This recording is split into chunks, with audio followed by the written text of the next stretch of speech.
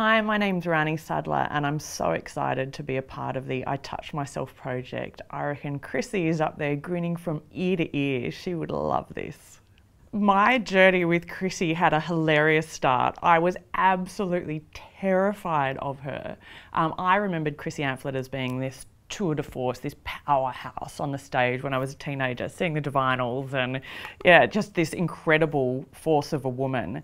And then I went to interview her and she hadn't done any long interviews for a while, and she really wanted to do this because she wanted to tell people that she had breast cancer, and she wanted to, as much for other people, in fact more for other people than for her. But she hadn't done interviews in a while and she was quite shall we say, touchy.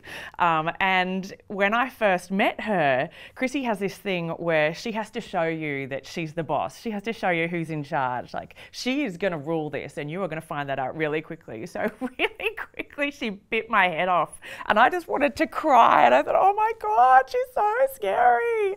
And then we sat down and did the interview, and Chrissy went from being scared and scary to being incredibly open and giving and generous, and the interview process was amazing, and we quickly formed a very intimate bond between Chrissy and Charlie and myself. And in the next few days we went with Chrissy to hospital. Chrissy had only been diagnosed with breast cancer 3 weeks before, so she was still in shock, and she let us film with her because she wanted to help all the other people in the world who have breast cancer so that they didn't feel alone and so that people would realise it happens to anyone. And not only did she let us interview before she went to hospital, we went to hospital with her, and there she was, all smiles and making jokes at 5 in the morning and saying, I usually go to bed at this hour and I'm hungry and I want to go home. So funny.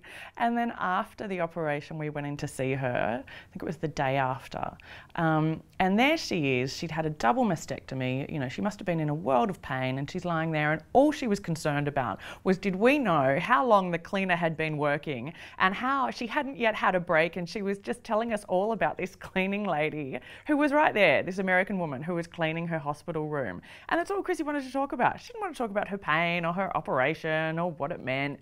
She was just concerned about other people.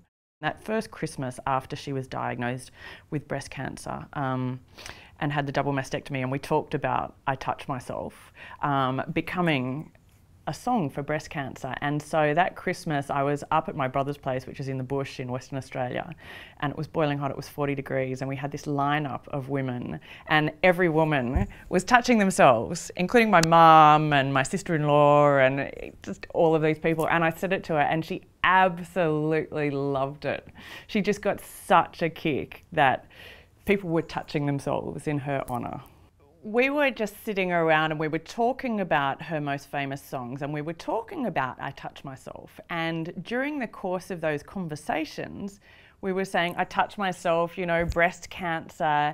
And she said, yeah, you know, this should be the breast cancer song. And she looked at Charlie and she said, this should be the breast cancer song.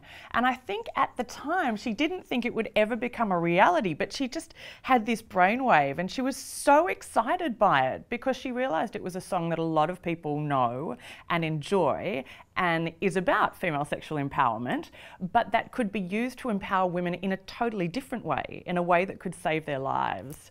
It really was Chrissy touching herself that allowed her to find her breast cancer. She felt that there was something wrong. She couldn't lie on her stomach. There was pain in her left breast, and she really thought that there was something wrong. She went to the doctors. I think she even had a breast scan and it just didn't show up, but she knew her body. I mean, she was someone who loved her body. She was a very sexy woman and she liked to show what she had, and she looked fantastic.